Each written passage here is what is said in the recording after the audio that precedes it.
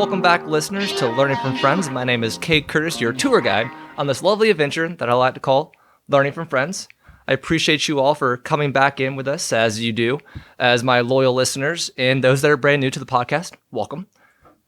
As you all know, before we start into any podcast, I do my mother's quote of the day. So, Mom, take it away. Today's quote is from Mother Teresa. I can do things you cannot do. You can do things I cannot do. Together, we can do great things. Thanks, Mom. That's a phenomenal quote. Always wonderful to have these when you send those into us. They're motivational. They're just kind of reminders for us to think for a second and just kind of be a little kinder, or maybe being a little just more enjoyable for the day. So today's topic I'm excited about. We're talking about cars. And because that's a major part of our lives. We wake up in the morning, we get into a car, we drive to work, we drive back, we go to all these locations. So we spend a lot of time in them, kind of like in our homes. And each one of us has our own personal connection that we make to, it may be a certain model, it may be a certain year. There's all these different connections we have to it. And some of these vehicles have their own culture, which makes it extremely fascinating to me. And today I'm speaking with a friend of mine, a fellow coworker, who has this connection to the Ford Bronco.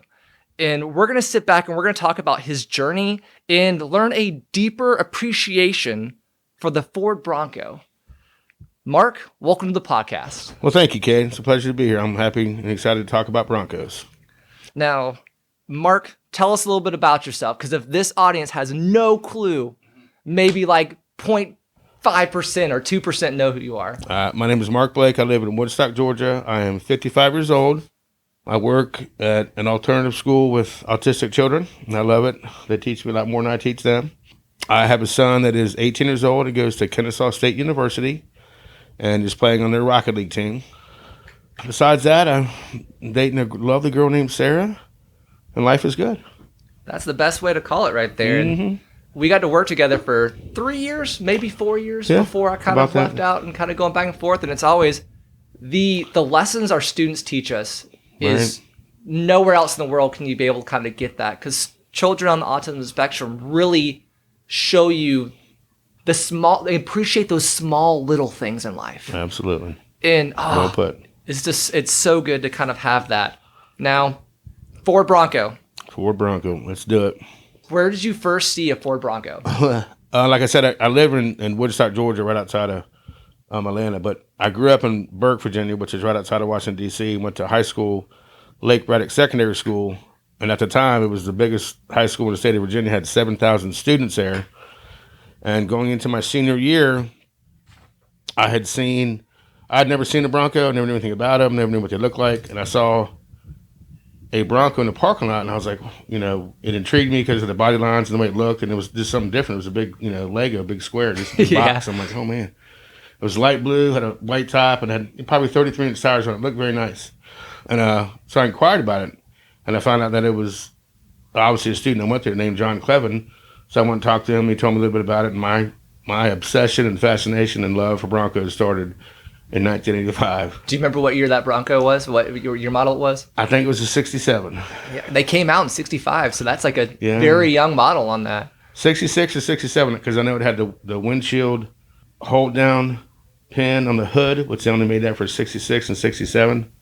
So I remember being, distinctive once I learned about Broncos later in life, not then. Yeah. This is 20, 30 years down the road that I finally realized that that's what it was, because they only made that for specific years. That's the cool thing about with cars, of there may be certain parts that are a certain year, or hey, we changed the window shape at this point in time, or it could be the smallest of things, or it could be an extremely massive change. True. Because I grew up with Mustangs. My dad was a huge Ford Mustang man, and has had all the different models over the years. Yeah. And the most beautiful one that my dad says is the 67 Mustang. And he loved that because it had a certain flare in the back, and the back fenders to it. And it's always fun when you drive by a Mustang with my dad and he goes, 65, 67, 72. And I bet you can do that exact same thing. Absolutely. It's a little bit harder with the Broncos because there's definite things that distinguish the years.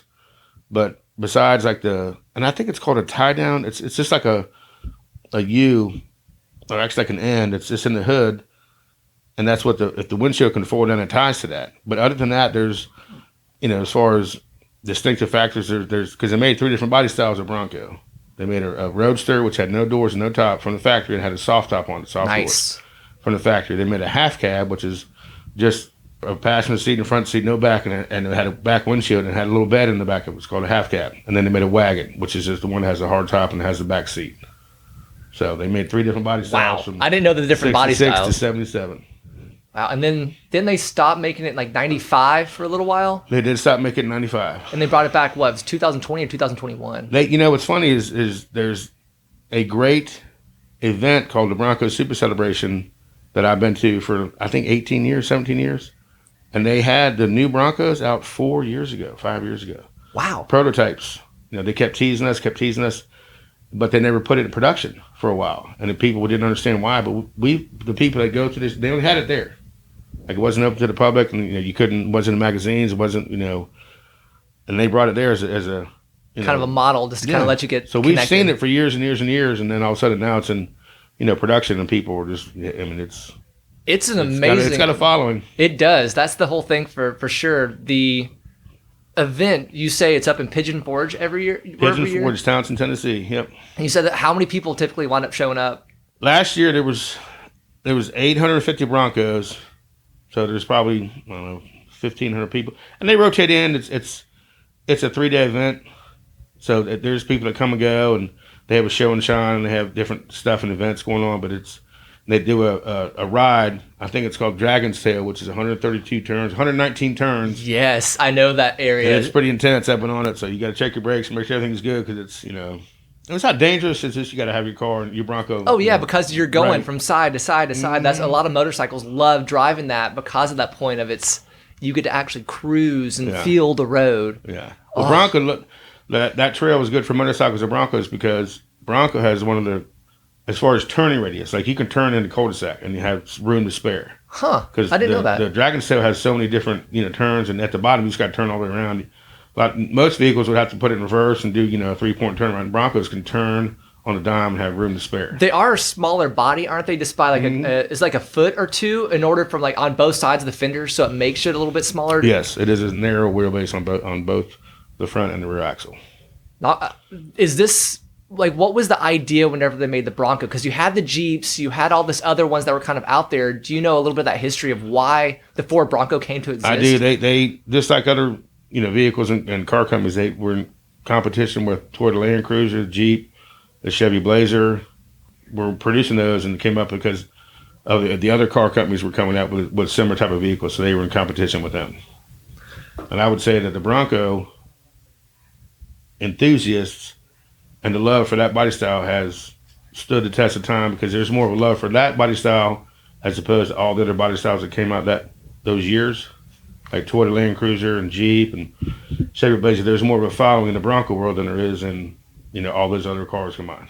Yeah, that was a big time period for just Ford in general of revamping everything. Right. They put, because the Thunderbird for years had been kind of their main car. They had the main lane, they had the fair lane, and they were trying to figure out how to get back in competition. That's when the Mustang came out in 64 and a half. Then they were trying to figure out what to do on, I guess, the other side, the SUV world, and kind of trying to connect in. And right. Exactly. that's perfect.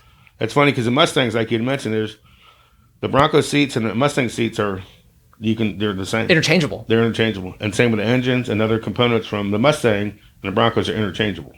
I didn't know that. Because That's the production pretty line was, hey, let's, we can do this and not have, the expense of making new seats or new tail lights or new speedometer or new this, that. This is keep it the same, but, the body lines will be different. So there's a lot of interchangeable parts from the Mustangs to the Broncos. Did it like coordinate by year, or is that you could go from 1965 to 1972, those parts are interchangeable? Not all of them. They're more specific to the seats, engines, some of the gauge clusters, the dash, some of the components there are the same. So there's not a whole lot, but there's enough that you can tell that, people that know Broncos and Mustangs in the car would know that that Bronco seat could fit in the Mustang, and people, that's how it came out from the production line. And whenever they're producing these and kind of coming out with it, do they first release them? Was it a United States release? Was it a Canada release? Was it a Japan? Because sometimes they do different releases in different countries. It was United States. They tried to match. I can't remember exactly because they have it all with YouTube and everything, all the technology they have. the ads and the commercials and stuff, and they were trying to compete with Chevy Blazer and toward the Land Cruiser and Jeep. So they had their design team hurry up and come up with something. And at first, they thought it wasn't going to catch because it looks like a big square. But you either love it or hate it. You either love it or hate it. But I mean, here we are now talking about it. And there's a lot of people that like it. It's unique in that fact that no one else was doing it at that time. Yeah. That was the neat thing to it. And everybody wants something unique, wants something a little different. Yes. Is like looking at the Beetle. The Beetle, when it came out, people were like, what is this? What is this? Kind of what's, and the bus is a square. Right. Sorry, it's a rectangle. And that picked up and kind of ran with it. Yeah. It's just, and you got to be able to recognize it. That's the one thing. If you're driving on the road, that's a Bronco coming, or hey, that's a Beetle I coming. have pictures that people send me from 2001 when they ever see one. They just, because they're not rare, but they're rare. Yeah, so you don't see them all the time. They'll just send me a picture. Hey, I saw a Bronco. But send me pictures for 20-something years. Hey, I saw a Bronco. Hey, I saw a Bronco. I'm like, oh, that's awesome, man. Why don't they have how they have blue punch bug or something like that? We need to have something for right? Kick the bucking Bronco. Yeah. Like, kick the shin Bronco. Exactly. We got to invent something, Kick the shin Bronco. I'll take it to the Super Celebration because I've been going forever. Know all the people there, and we'll start a Bronco trend. We just got to figure that one out. we'll come up with something, and then just kind of pass it along. You've heard it here. The idea is starting this way. We'll try to keep it less violent, where it doesn't hurt people, and it's more of a positive thing. But something that's going to be memorable. We can't do fist bump, can't do elbows. We'll talk about it later. We'll figure it out. We'll come up with an idea for it. I think every car or somebody should have something like that. Because the punch bug that was the Beatles shouldn't have the only thing. It should be every car should have something interesting. I agree. Do you know why they kind of use that box shape out of curiosity? It's different. It kind of has puzzled everybody that loves Bronco because it's so square and utilitarian, and it's just basic. I mean, it's impractical is all get out. You can't, it's not a family vehicle. It's not. You can't even pack a whole lot of stuff, and there's 4 inches behind the seat. I mean, it's the most impractical, vehicle that has got so much, accolade for being just, you love it. You just absolutely love the lines and the square, boxy, and the utilitarian. And then what's always intrigued me about it is how people can take their creativity and what they love and put it in their Bronco and do tires. I mean, it's endless possibilities how people, when they show their creativity, their love or passion, whatever, for things that they do, because not all Broncos are the same. You'll find some that are the same, and you'll find, there's so many different varieties of what people do, and that's what makes it intriguing to me, because how people take, a Bronco and just go balls to the wall and just make it just insane. I mean, a couple years ago, there was never a 4-door Bronco that they made from 66 to 77. So this guy's like, hey, I'm just going to cut the frame. I'm going to make it a 4-door. We're all like, this probably maybe 10 years ago. And people got wind of it during the Bronco Super Celebration. They said, yeah, he's going to drive from Utah and he's going to drive it here. I'm like, no way. He drove it there and blew everybody's mind.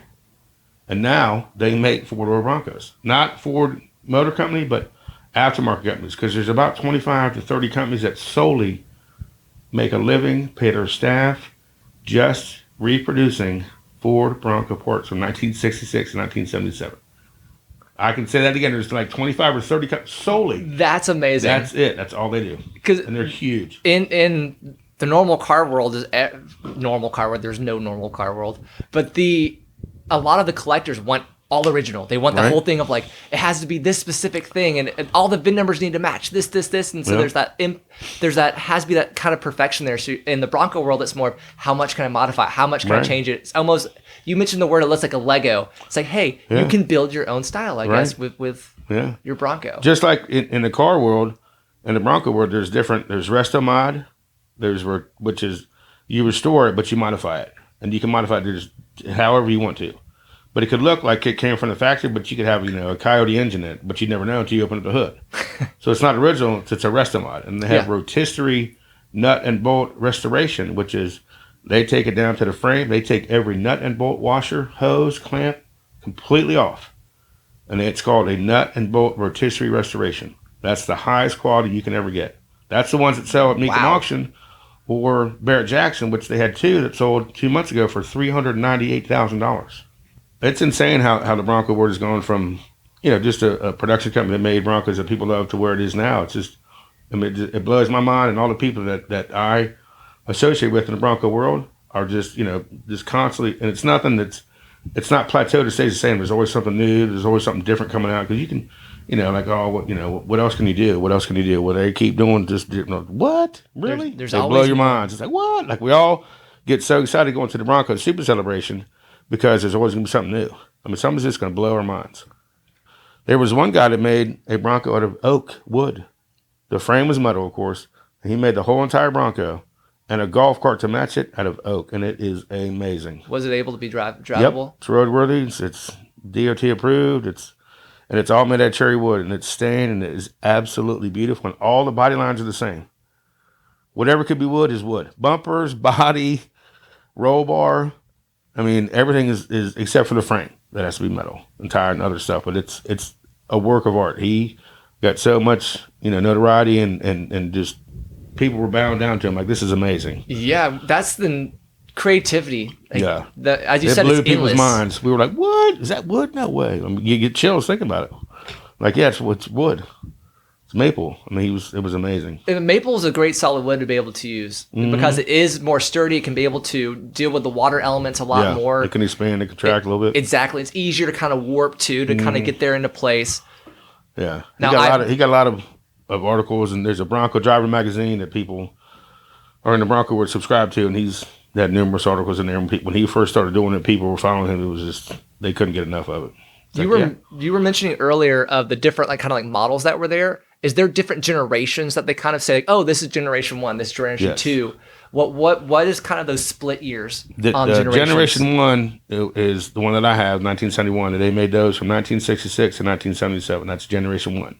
Okay. Generation 2 is, they only made it 2 years. It was more of a full size, not the OJ Bronco, but a little bit more Lego-ish. That'll come later. Yeah, a little bit more Lego-ish, a little bit bigger than the first generation Bronco. But they only made that for 2 years, 78, 79.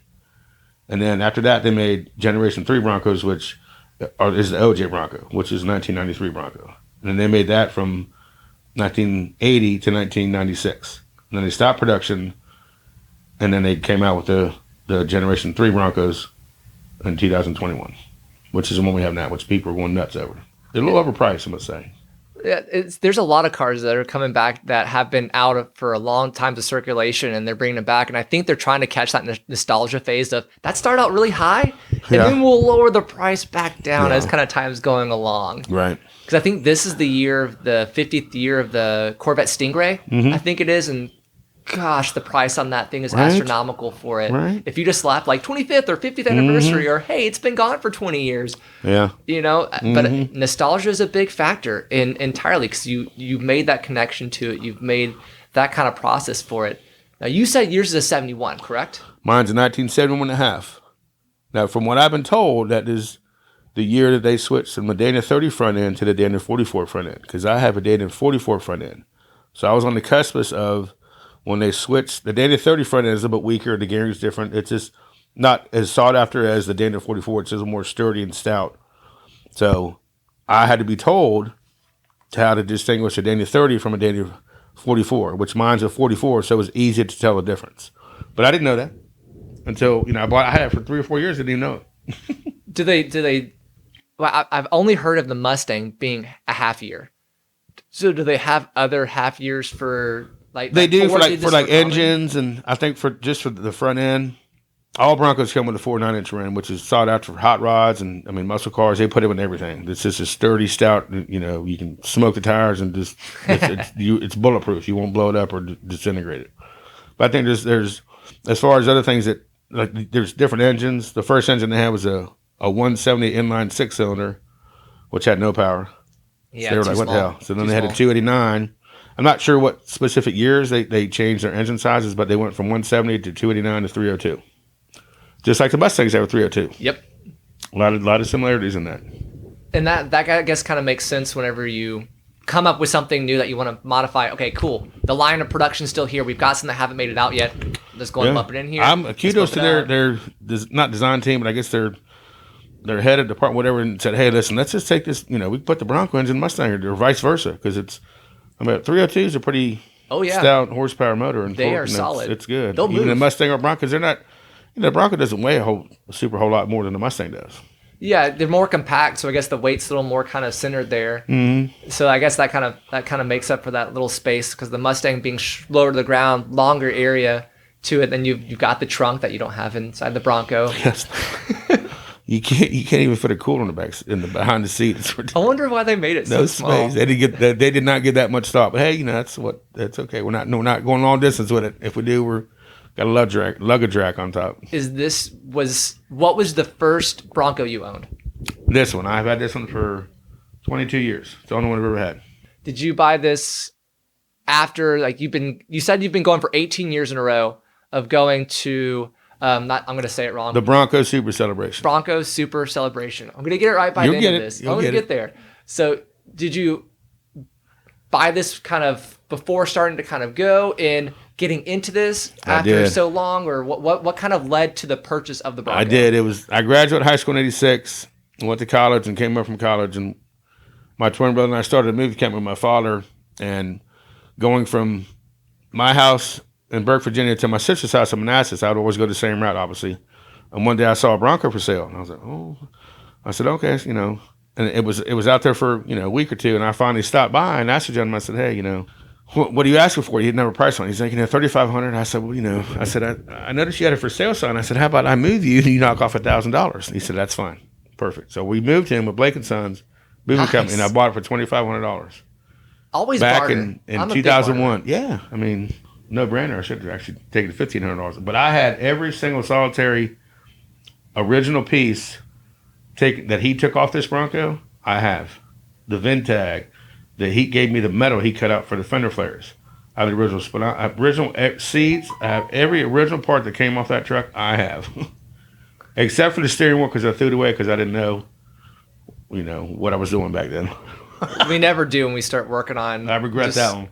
You always look back and there's always that one car, that one thing that kind of got away from that, slipped through the fingertips. I'm like, if I could go dig in the trash and get that out, besides having the original part, it's $225 to buy another one. If you want to go back to original, but yeah, I have a detachable steering wheel. Maybe one day maybe one of these days you'll find something and modify up and think, oh yeah, there it is, found it. Never say never. Right. Never say never. Now, what have you done in the modifying for years? I'm sure this is a long list. Oh God, okay. I bought it for $2,500 in 2001. This is the third engine, the third set of tires. I actually flipped it in 2016. I just had a 351 Windsor engine put in it, and had 0 miles on it. I drove from here, Woodstock, Georgia, to a friend of mine's house in Tennessee, 4 hours away. The guy's like, listen, you can drive the speed limit, but don't stomp on it, don't rag it out until you get there. After you get over 200 miles, you're good. It's 275 miles to my friend's house, fresh engine, no miles on the engine. So I baby a little bit, went to 60, 70, because it rode good on the highway. For as hodgepodge and Frankenstein as it is, with a little lift, and I got 33-inch tires on it, so it's not it's not lifted super high. It's not stopped. It's kind of that middle kind of grounds. The layers a little higher. They consider it highway friendly because I drove it all over. I mean, all over. Nice. So I took it from here left to go to my buddy's house. Got in his driveway, which he has probably 26 acres, so his driveway's a mile long. It's gravel. So I was like, I'm gonna see what this son of a gun has. Just had a 351 Windsor put in. It's got 425 pounds of horsepower and torque. I was like, all right. So I, spun the tires in gravel, and I'm probably going wheel spin. Shooting things everywhere. Yeah, I'm going wheel spin, probably 35 miles an hour, but I'm only going 2 miles an hour sideways because I'm going You got to get a little control. You got to keep it a little bit there. I switched it in the second gear, and still spinning the tires. Both positive traction, so both tires are spinning. For his driveway is probably half a mile. I mean, it really is. So I'm like, all right, I get comfortable getting control of the vehicle, and it gets a little, sideways, and I hit a little tiny dip, and I'm talking like 4 inches, but it rained. So my front right tire dug in, and it flipped me. I did a 1.5 flip. Oh gosh! I got pictures of it, but that was on the day before Thanksgiving. So it sat at my buddy's house for 2 years because I had to get it towed back here, and I didn't have the money at the time to fix it. So I finally got it towed back here. And then, long story short, I can't do all the work. I can talk about it all, but I'm not a wrencher, so I can do basic things. But the right major. guy. Yeah, so it's on who you know. And I had, sourced out and had a person, put on everything from the front windshield is new. The hood, the fenders, I mean, I lost the soft top, but I got it back on the road. That's the most important thing. I've got a 71 Ford Explorer F100. Love that truck to death. The problem is money. That's always what it comes down to, money sinking I probably into got it. serious. I probably got this last build. I can say it's probably $19,000 for this last one. I'd say total with everything because I got all the receipts. I got paperwork. I mean, I don't say we are, but I am meticulous in keeping paperwork, and I probably got, I'd say 55,000 in it total with everything. It's not about the money. It's about the enjoyment. That's the thing at the end of the day. Absolutely. You can sink hundreds of $1,000s, but say, hey, right?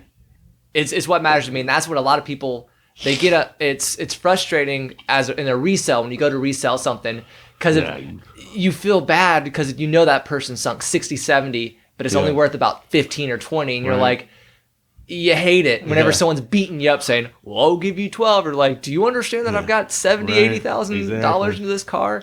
But the market is just so hard because my dad worked with an individual on restoring cars and putting stuff back into place. And some people got really upset when they saw what the bill was. But I mean, you got to pay for it. You got to pay for it. Labor's not cheap. Parts are not cheap. Trying to find locations of parts that you may only have made them for 2 or 3 years. You got to search through junkyards all around the world. Yeah. And it's just... Yeah. I was very happy with the work that it's called Gar Automotive, and they're the Big Chicken in Georgia. But they did a really good job. I was happy with it. One of these days, I hope to be able to have the money to redo the truck, but I have the plans of the backup of maybe I'll just gut it out, put it in my front yard area, and open up the hood for compost in the trunk, have the back bed as a garden because it still kind of plays. It's still I will never get rid of it. I've had people that have pulled up. It's a keeper. It was my grandfather's. My grandfather gave it to me. Sentimental keeper. And exactly. Yeah. That's the thing. I've had people come up and say, I'll give you 10, I'll give you 15. And it's just sitting there and I go, you couldn't offer me $100,000 for this thing. Right.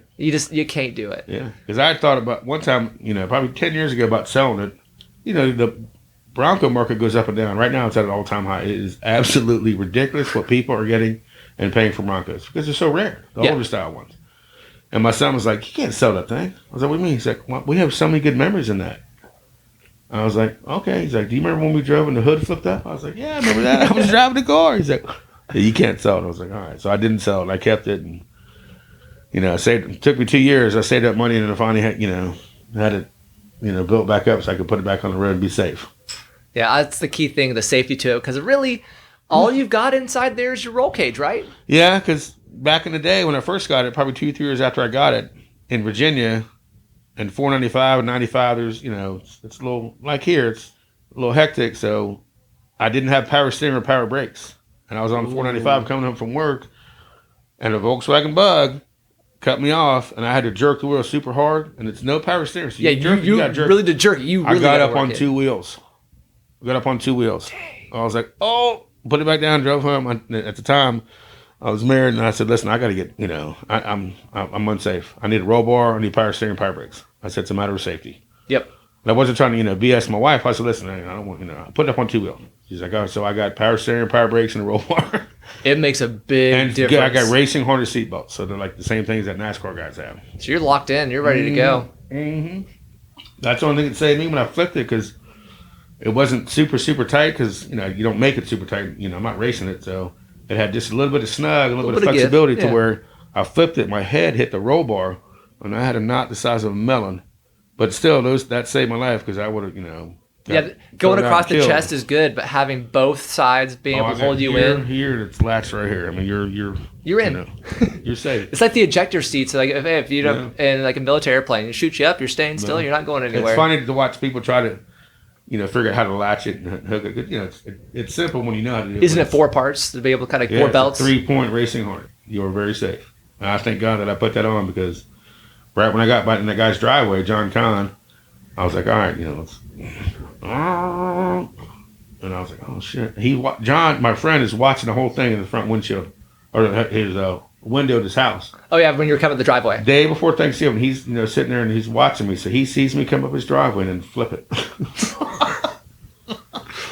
He ran to the refrigerator, got one more beer, and came back. He said, we're gonna be out here a while. We flipped it back over with his vehicle. popped the tire because it blew the tire off the rim, but put it up there for a couple of days because it was the day before Thanksgiving. Oh yeah, you got family stuff coming in. You can't have this yard art in your driveway. No, you can't have that. You can't have that there. No, I got some good pictures of people like, oh my gosh, yeah. You survived this. You did this. What did you do? Yeah. After all that hard work you put into it. It was something I don't ever want to do again, but I will never forget it. You got to have those good stories in life. Yeah. That's the thing. You learn from it. You move on, and at the end of the day, did you die? Nope. Now with the having all the different, every car has its own little quirks, has its own little stuff to it. And what is some of the limitations, or what are some of the unique parts that are hard to work on, are hard to kind of like fix, the little idiosyncrasies that are annoying on the car? One of the things with the Broncos that appeals to people is you can take the doors off, you can put the windshield down, you can take the top off. So once you do that, a lot of people, when they have a Bronco, they don't want to ever take the top off because things will never fit back right. The seals, like my thing is it leaks all over the place. I mean, it's not weatherproof, it's not waterproof. So that's one of the things that people, have a hard time once they take everything off the doors. Things just don't line back up right, and it's always a hassle to tighten these bolts and this bolt to get everything to line up so where it's not, like when it rains, I'm getting rained on, my feet are getting wet because it comes through the windshield. Because all the hinges are, once you move them, the seals move and nothing fits back correctly. Right. So a lot of people get upset with the Mercedes-Benz Stadium because they never open up the roof. Yeah, it costs them between $10,000 and $15,000 every time to open up the roof because they have to replace almost every bolt and nut in order to get the line back up correctly to close it. Yeah, and I bet that's the same way with that. Yeah. And trying to build a seal and trying to build stuff to be in place, nothing is perfect. Right. You can't cut edges the right way on it, and it's part of owning a convertible top. It's just part of those little risks. Another common problem is they have is the door post when you close the door, because the doors on a Bronco they're super heavy. I mean, you can take them off, but to take them, they're probably they're heavy. 2 people job. I mean, two people is better than one. I'll tell you that, they're heavy, but over the years, it sags because it's so heavy. So the bolts and the attachment bolts they just sag, so it never closes right. So that's a common problem with Broncos.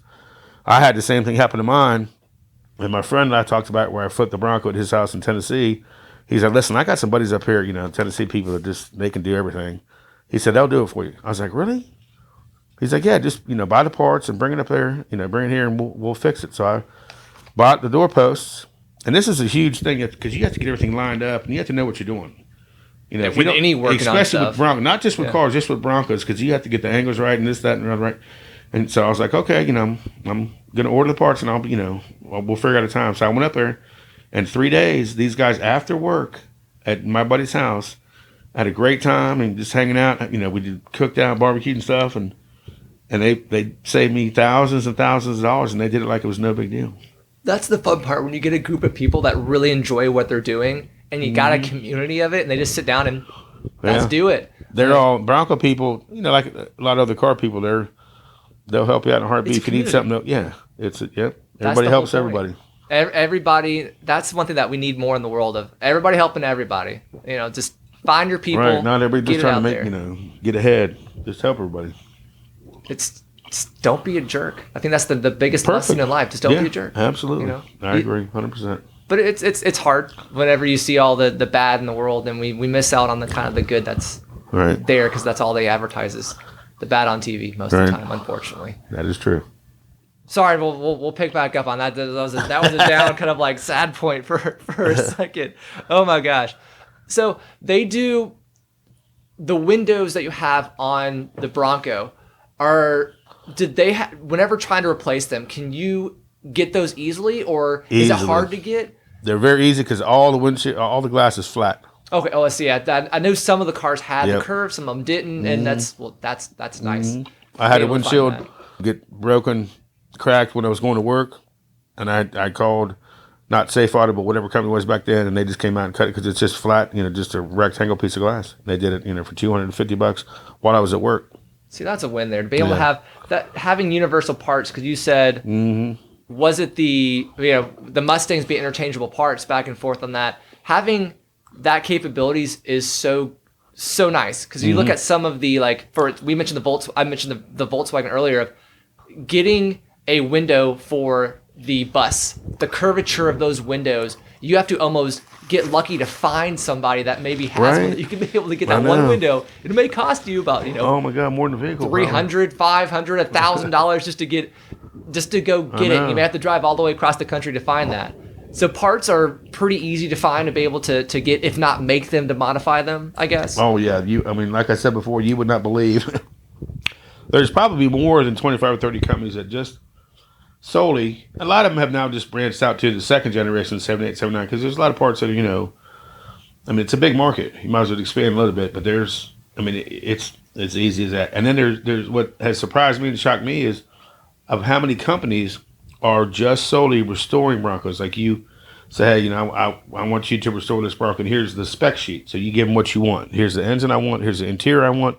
Here's the air conditioner I want. This is what I want. Here's what the color I want, interior. And you just hand them that, and they build it for you.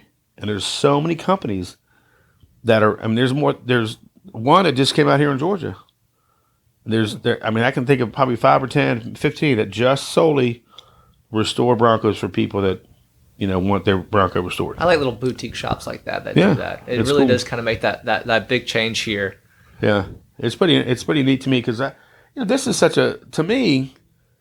They made 66 or 77, the one that I'm into, for 11 years, and there is such a following that there are. I cannot tell you how many companies making. They got 400 employees. Nice. It's insane to me, and I must give kudos to James Duff, who owns Duff Enterprises, because he is the first one that made aftermarket parts for Broncos. He had a Bronco in 1966. It's called the Pony Express. He brings it to the Bronco Super Celebration every year. He has a worldwide company that only makes Bronco parts. Now he's branched into the second generation, and he'll probably branch into the third generation. But back in the day, people that had Broncos like him would come to him because he was able to fix things and fabricate stuff, and people finally convinced him, say, listen, man, you're start a business. Start a business. So he started James Duff Enterprises, and he's the first company that started making Bronco parts. And then there's been 25 people that follow him since. He's the OG. He's the originator. I'm going to put a link for that in the bottom, the descriptions for if anybody wants to be able to kind of like look it up and find. That's pretty neat to kind of see that. Now, do you have any fun stories of someone maybe pulling you off the side of the road or coming up and talking to you about your car, not at the absolutely. Just driving down the road. Absolutely. A good story is, for people who know the car world, there's Stacy David does Gears. It's a show that's on Discovery Channel. Yeah, Discovery, yeah. The cars that he made, he was able to sell them before companies said, listen, it's a liability, we got to crush them. He's like, I can't work anymore, I'm going to start my own company. So, but before that happened, he made Crazy Horse, which he had rebuilt a 1966 Bronco that was just, everybody watched it. And this is, God, I'm going to do bad on the years. I'm going to go 25 years ago. Let's go 25 years ago, 20 years ago. It so happened that this is back in the time when he could sell it. So he's like, hey, and I watched the whole show. He took this rust bucket Bronco, which is like, what the hell? It should be just, this trash, almost scrap metal. And he turned this thing into, it was purple and white, called Pony Express. And a friend of mine that lives here, Ben Brown, actually bought that vehicle. Okay. And the funny story is, when I was living in Virginia, I had my Bronco. I bought it there before, and obviously moved here years later, but I went to my first Bronco show, and he was there. And I saw the license plate that said Cherokee County. And I said, hey, Georgia, I said, I'm getting ready to move from Virginia, where we were then at the Bronco event, to Cherokee County. He said, well, you got to come, where? I said, Providence Point. He said, well, I live off exit 11. It's right there. I said, all right. So I went to go see him, and he has helped me out tremendously with doing stuff and getting more into the Bronco work, because he's just a giver and got a big heart for Broncos, and he really helped me understand and get more of a love for it than I already had. But it was such a small world, because I'm in Virginia. He's there, drove from Georgia to Virginia, and I'm like, dude, I'm getting ready to move where you are. He's like, well, yeah, I'm just coming over. So I could have been, 2 hours away, 4 hours away, but I was 5 minutes away. It was right down the street. That's the nice thing. You never know what's in your backyard. Yeah. You can never tell what's around the corner. In our lives, we always meet. You never know who's going to walk into your life at different points and times. Tomorrow you could walk out in the street and meet this, famous individual that you never know, or all of a sudden you could walk out the street and find a serial killer. That was kind of dark, but Right. you never know. right. And to add to that, his small world, Ben Brown, his wife, worked for special education in Cherokee County. Oh, so you Which had is the what I extra, did and we did. extra heart. I'm like, what? He's like, yeah, she's, but I can't remember her name. She passed away a couple years ago, but I knew of her, and I was like, wow. So that, I'm in the special needs world. So it was just such a small world from Virginia to here that happened to be so close. And I would go over and hit him up. He came here and helped me do stuff, and I knew. I mean, like I said, I can talk about it, but I can't. I'm not a wrencher or a hand. I try, do my best. Oh well, yeah, we all I'll have a Tupperware full of parts, and I don't know what to do with it. Some things you need to leave up I to could the take it professionals. apart. I could take it Professionals. apart, but I can't put it back together. I have that tendency. I don't have that mechanical brain like that. I can not at all. Yeah, I could lay out all the parts and put everything there, but it's like, wait, how did I get here? Right. Like what happened? Rebuild a car, but you better give it to him. I might try one day, but not right now. I haven't done it yet. Always good to know a mechanic friend. That's right. Always have that in Absolutely. place. Yes. Like anytime, like sometimes I'll go. I'm not good enough to do my oil change, things like that. I'm not patient enough. And you could a long time ago make it a lot easier. Right. Once they got into like the 2000s, all the computer You resets can't and all reach this the drain stuff. plug anymore. No, you can't reach it. You really cannot. And so I started taking my car up to get it worked on, and they're like, "Oh yeah, with this thing, and we need to replace this. Oh, how much is it going to cost?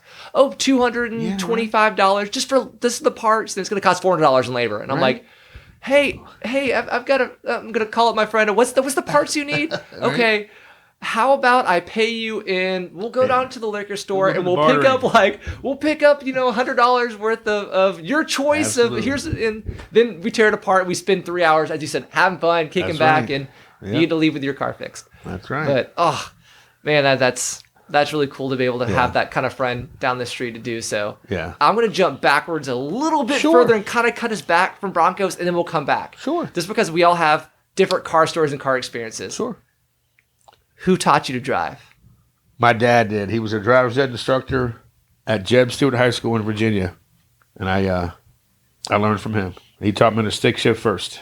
What did you learn to drive on? A 1984 Nissan Sentra faded red, gray interior. This is the cars that you can remember. Got Those 8,000 little miles to the details. gallon. Yeah, those things. Wait, and what do you get? I think I like filled it 5 up like gallons once to a the month or foot, twice a month. It was ridiculous. I could drive everywhere. You get what 5 feet to the gallon in the Broncos. Yep. I know that feeling. Yep. Love that car. Now that's smart. Learning to drive on stick first to be able to, because if that's, I will admit, I can only drive stick on a tractor. I can't drive stick in a regular car. I've been spoiled my entire life and having. Well, when I power get the steering. Bronco fixed and running, you can learn stick shift on the Bronco. Definitely do. Yeah. They definitely Chirp teach the wheels me. a bit. Yeah. The last time one of my friends was trying to teach me to drive stick shift. We were down in Bowling Park, and we're sitting in his Jeep, and we're going, and next thing you know, I hear a tss, and I step out of the car, and next thing you know the not ballpoint pens, but mechanical pencils that sometimes have like the metal top and plastic tops. Right. A little metal top hit at the perfect angle in Damn. between the grips in the tires and poked a hole. Oh, man. And so I'm like, that's the last time I drove stick. All right. After having to help my friend find a new set of tires Right. for the car, the Jeep store down there on Cartersville that's no longer there. But we went down and got a new set of tires. There you And go. but I was Back just on the like, road, huh? so that's the last time that I All right. drove stick. What was your first car you owned? That I owned. That was my car. Well, we could go with okay. Well, I drove a Pacer X in high school. Wow, Yeah. that's awesome. Yeah. The Wayne's Worldmobile. Yeah, amen to We that. got voted the ugliest car in the school. It was red. It was a fishbowl. They're very unique. That's the they cool are. thing about it. They're very unique. I They was only made like, for a couple what of years, is- and what trying to is this find parts thing? for them is near impossible now. My dad's like, y'all need a car. He's like, this is a good, reliable car. I was like, what is this thing? It doesn't even make sense. I said, what kind of design team would make a dang Pacer X? I mean, for people who don't know, you need to look it up because it doesn't make sense. Their whole entire car line that they put out they were around for like 5 years or 6 Yeah. years, and it was just Yeah. they were trying to be different. We'll Yeah, go with that, absolutely. and it was. Yeah. It definitely was different. After that, I had an Opel GT. It was orange. My brother and I bought it for $600. We ended up taking it off road and caught on fire. We left it there. Called the right people, make sure it was safe and put out. And, environmental friendly, but we realized it wasn't four-wheel drive. We were like, it's only $600. Abandoned We it left off in it the there. woods. Let them kind of know it. Yeah. And you learn lessons about the way with driving. Yeah. You learn that way. Now, if you could have the dream car. The dream car to the nines, all decked out. Money is not an option here. What are we looking at? All right, I'm gonna jump from Broncos to it's a 1979 Ford Super Cab, two-tone, blue with gray in the middle, air conditioning, all the creature comforts. Oh yeah. I just like that body style. It's kind of impractical too because the back seat, it only has 2 doors, but it's called a Super Cab, so it's got that little window behind the doors. Oh, the slide open. And they pop out. I think they just pop. Oh, it well, just actually, pops open? I don't know if some of them do or some of them don't. But to me, it's Your like model will have that. it's like I've been looking them up for the past 2 years because I have a 1978 F-150 Custom that I like, but I wanted to buy a Super Cab, but I didn't wait long enough. I jumped on this one because it was too good of a deal, and I couldn't turn it down. You didn't want it to be the one that got away. Right, because it was the guy that built it for his 17-year-old daughter. Oh wow. So he made it safe, and he was a retired Ford mechanic, and he did everything himself, and it was perfect. And I love that body style. Like people like the Bronco body style and other body styles. I like that one because it's more round. It's not boxy square. It's a pickup truck, but it's called a dent side because it's all the way down from the hood to the tailgate. It's concave. Because with the truck that I have, there's dent side, which is concave, and then there's bump side, which is it's out. So I didn't know that either for years. I even bought the truck, and I didn't know. It's like, that's a nice dent side. I'm like, what's a dent side? He's like, it's this body line that runs all the way down the truck. It's concaved in. I said, oh. He said, yeah. You know what the opposite is? I said, no, I don't. No, He said it's idea. a bump Tell side me, because tell it's me. bumped out. So they have trucks, the same years that are just the thing is out, so it's convex instead of concave. I'm like, wow. So I'm constantly learning. But it's on my bucket list to get a 1979, 78. I'll take 78, 79. I need the specific grill for a 78, 79 because they're different grills. My truck is a 78, and I have a 76 grill, which has a split down the middle. I want the whole open grill Oh. because it's just a better look. You just like the way there's so it's many. all about the look. Not kinesthetic. No What's function, the nothing. word? That just purely just the look. Yeah, that's everybody has that different thing that they want. It is aesthetically. That's the word. Aesthetically appealing to you. Yes. Now we're gonna jump backwards back to Broncos. Let's jump. We're jumping, gonna man. jump backwards. I had top. to get a little bit of backwards story here. Okay, now the unfortunate events with the Bronco. Let's bring up OJ. Oh gosh. How bad did that do a mark to the name of the Broncos? Well, it actually brought up sales. He had a 1993 white Bronco, as everybody knows it was white, but I had just heard or read that's just sold for $13,000. Yeah, I remember it being on Pawn Star a couple of years ago that they tried to sell it, Yeah. and the guy wanted a crazy number, and he didn't get it. But so $13,000. But I don't know if I believe that because I don't know if somebody told me or I read it, but then I heard it was in a museum. So I don't know what. I'll have to investigate that because I don't know what really happened or not because you can't believe everything you read. That's true. The internet can be a very dangerous I got to place. see it to believe it, but he definitely made the Broncos famous. You always remember this association. If you grew Yes. up in the 1980s forward to be Yes. born, that is a memorable moment. Uh-huh. And I can only imagine sitting inside that Bronco and the stories it could tell. Yeah, right. If they had recorded in there, it'd be different. But his was a 93 third generation. A lot of people think it's a 95. 95 sounds easier to say than 93, but it was a 93.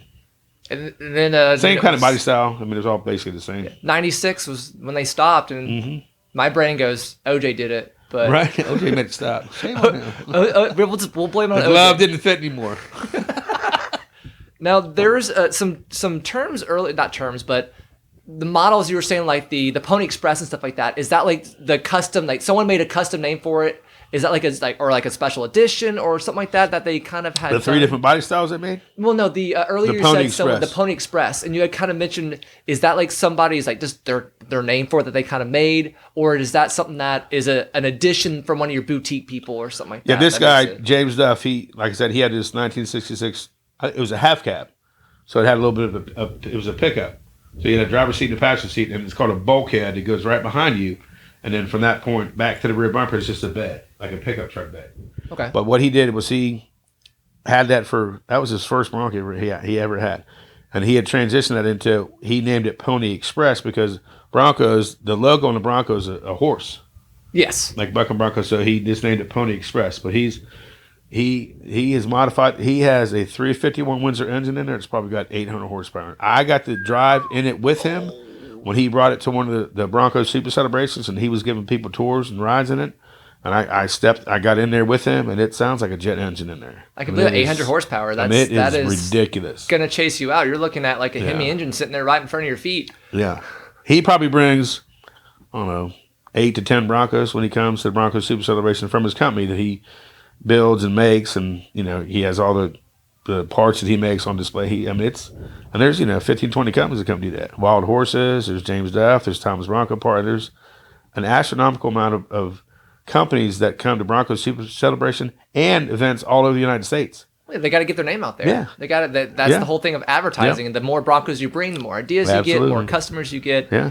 Is there a rarest, most desired Bronco that is hard to find, but everybody wants it? There used to be. It was called the Strope Bronco.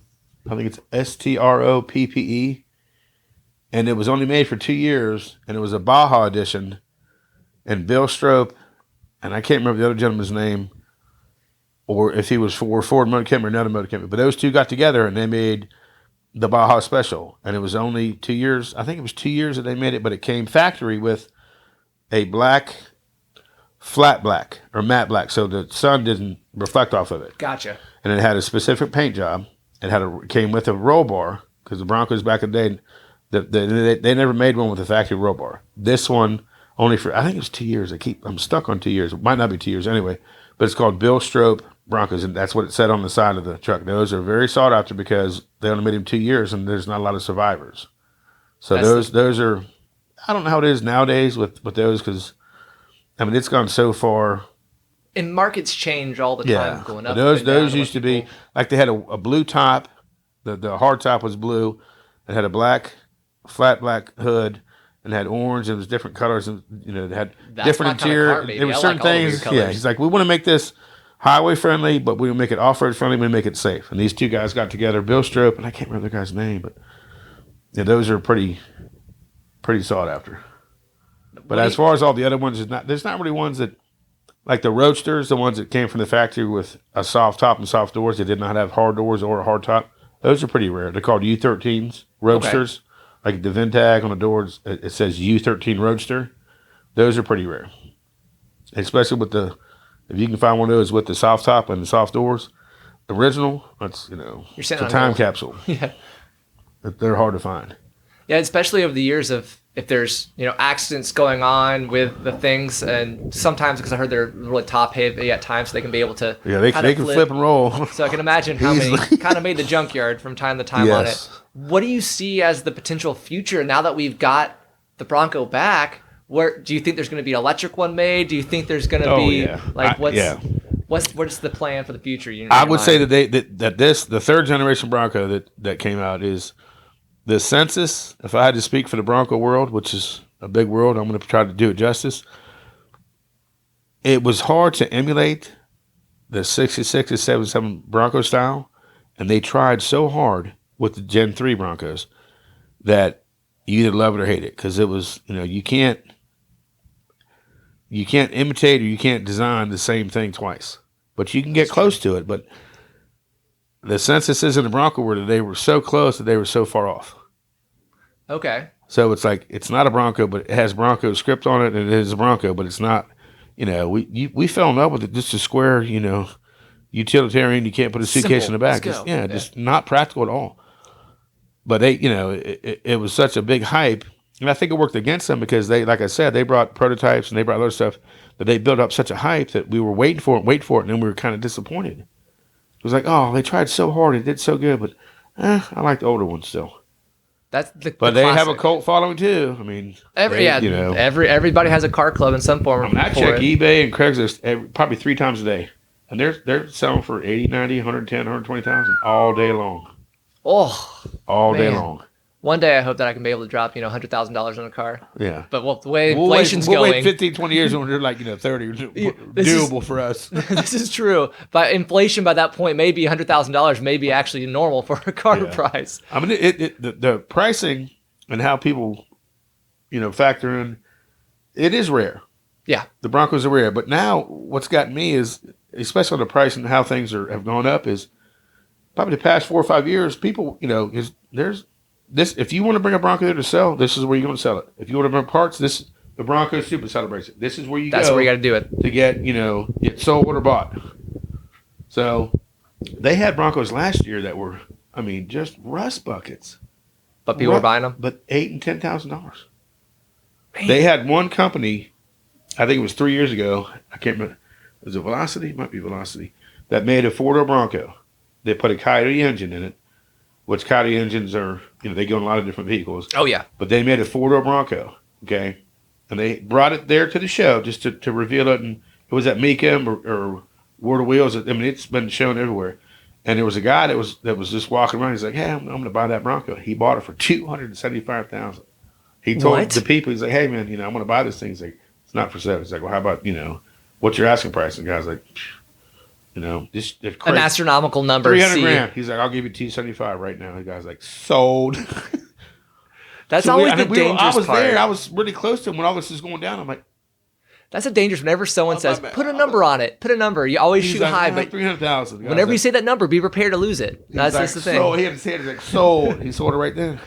I got the pink slip. I got whatever you need. Let's go. He's like, I'm not giving you keys to the check clear. He's like, I got it. Don't worry about it. The check will clear. Don't worry about it. Man. So it was kind of cool because that Bronco was, had like some weird, unique leather, like just whatever albino, alligator, just crazy stuff. That's really cool. This guy fell in love with it. And people like, do. I gotta have it. I gotta have it. One he got it. He got it. 275,000. It's cool because I talk a lot about the Bronco Super Celebration. Everybody should go to it. It's a great time. They have different categories of like best in class for original Broncos, best in class for modified, best in class for whatever. Then they have best paint.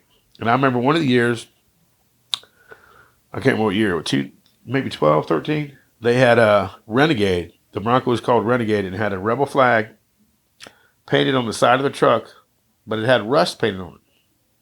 So when you looked at it, rust painted on it? Yeah, you were confused because from far away you're like, oh my god, that doesn't make sense because it had a kind of a flag design, not a American flag, but it was painted on there to where you couldn't really make sense of it until you got up on it, and you're like, oh my god, it's rusted, it's rusted, but it's painted rust. Huh? It was, and it got best of paint for 2 years. Because when you got unique, within 20 yards, they'd be like, oh my god, it's a piece of crap. You got up to that is a work of art. Oh my god, it's amazing. So just the stuff that you see at that event is mind-boggling. One gentleman came one year he had a half cab, and he stretched it, chopped it. He did everything that you could to change everything on it, but it was so subtle that you would never really know until you got up on it.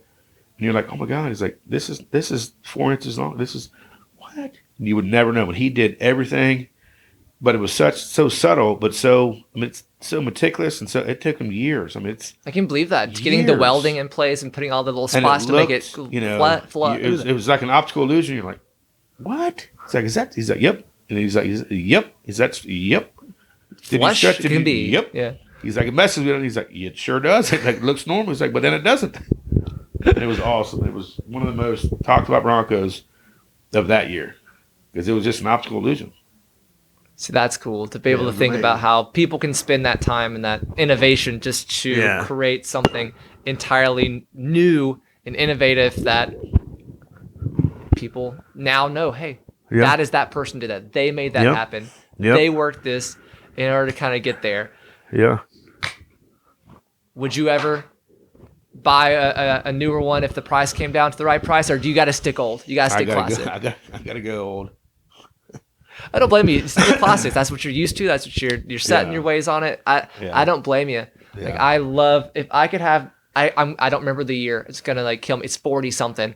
But if I could own one car it'd be a Tucker torpedo. There's Okay. only 51 ever made. There's only probably about 20 something Who made. made that? What company It made was that? a Tucker. It was actually Tucker. it Okay, was yeah. a company that literally came out of, it was World War II. They had a lot of contracts left over, and they were trying to get something to compete with the Big Three. Okay. And Big Three ran it into the ground. Ooh. But it came up with a lot of innovations that we use today came out of that car, that innovation. The But guy all originally the made companies tanks. used after that. Yep. Now they bought it Yep. and kind of parted it up. I would love, the last one I think sold for like 1.4, 1.5 million. Wow. It's crazy. Yeah, it's insane. But again, there was only 51 ever made. And Right, yeah. really there is, Preston Tucker was the guy who made it. Yeah, I've heard And of then- Tucker. Yeah. And because he made, I think it was refrigerators, tanks, and a couple Yeah. other different things over the years before Yeah. that. But everybody's have that one car that I'll never own. I've seen them in person, but I'll never own it. Yeah. I'd rather restore my truck. Right. That's the number one priority for it. There If I you can go. do that. But it probably, unfortunately, will probably never happen. We all dream. We can all dream. Right. We can all dream. Let's go ahead and start kind of winding ourselves down here a little Okay. bit. Are there any last minute thoughts or last minute things that I haven't brought up that you want to talk about? I can't really think of everything. I just know, for me, it was such a, and a lot of people obviously in the Bronco, where it was such a love-hate, like, yeah, you don't give it a second look, or like you were intrigued by it. And then for me, just how far it's gone for me, my journey with it is, like I said, 1985, 86, to where I am now, 2023, and it's only gotten stronger. More of a love for it, just more. I've met some great people. I mean, I can't say enough about the people that I met and the friendships I've made, and just the commonality, and just, awesome times. And all these people that go to this Bronco Super Celebration, some of these people go to, there's, 15, 20 events. They bounce around to all these events all over the United States, from California to damn Maine, everywhere. But everybody always goes to the Bronco Super Celebration. So I always hang out with kind of the same people. And I know the guy that hosts it. So I got in good with the right people when I went to the first one. So I got it made. But I say, if you love Broncos, you should come to the Bronco Super Celebration. You would have a great time if you love Broncos. Listen, Pigeon Forge, Tennessee. Pigeon Forge, Townsend, Tennessee. Third weekend of April. Every year for 3 days. Every day. Well, the 50th was a whole week. Yeah. When they did the 50th. I took off when it Tippins. I took off Friday, Saturday, Sunday, Monday, Tuesday, Wednesday, Thursday, Friday, Saturday, Sunday. I bet they loved you for being I out lost for a a time. year off my life for being up there for 10 days. Yeah. It was well worth it. I would do it again in a heartbeat. Taking that much time off at Tippins Yeah.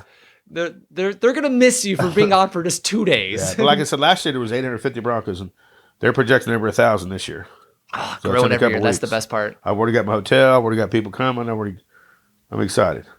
That's Looking forward to it. In January, me and my dad went on to the Chris Jericho Rock and Rager at Sea cruise. We love professional wrestling. Oh, So it's okay. like there's so many like special niches out there Yeah. for people to get into. Like find your people, find your group, Absolutely. and enjoy it. And whether it's cars, whether it's, you may be into certain artists of music Yeah. or something like that. Find your people, get out there and doing it. And I'm glad that we got to sit down and discuss the Ford Bronco, because it's not something that I don't know a lot about, because Right. it's just not something that's ever been on my radar, just because I've always been a Ford Mustang man Yeah. because of my dad. Thank you, Dad, for, I'm sure you're going to Yeah. listen at some point for I this. love Thank you Ford for, Mustangs too. for They're sharing that kind of bit of knowledge and Absolutely. joy with me.